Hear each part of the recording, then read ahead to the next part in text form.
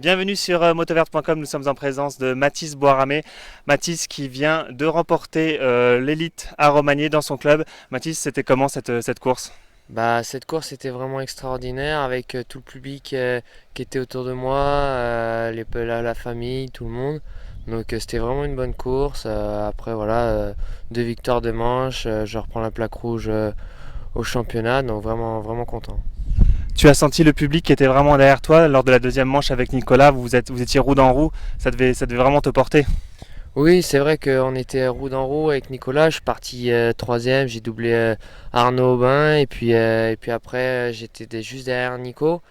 Et du coup, après, il y a eu un petit écart. Et après, voilà, j'ai eu un petit coup de mou. Et après, il y a eu le public, j'entendais tout le monde. C'était vraiment énorme. Et ça m'a redonné un petit coup de boost pour aller chercher Nico. Et je suis arrivé derrière Nico et je l'ai doublé directement. Donc voilà, grâce au public, je pense que c'est grâce à eux que j'ai gagné aujourd'hui.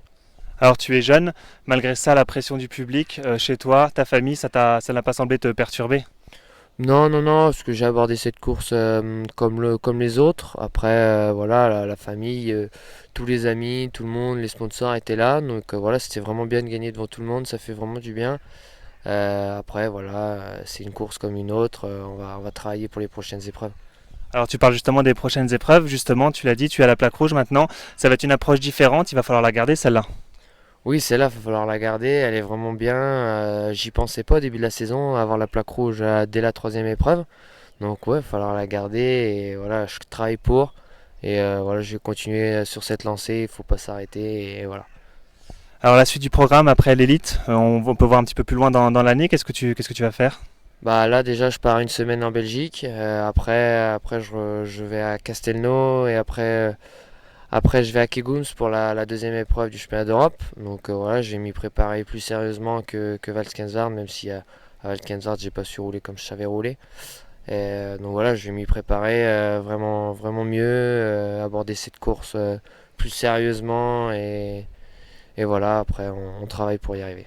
Justement tu parles de l'Europe, est-ce que tu peux nous dire un petit mot sur le niveau? Cette année il y a beaucoup de pilotes, ça roule très vite devant, toi tu aimerais bien faire quoi? Rentrer dans les points déjà dans un premier temps ou voir un peu plus loin?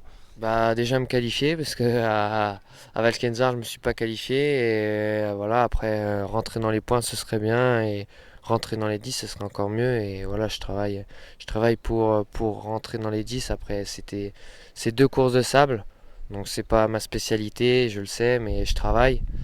Après on va rentrer sur les courses de terre, ça va être je pense que ça va être mieux, ça va être un peu plus là où je sais rouler, donc ça devrait mieux se passer.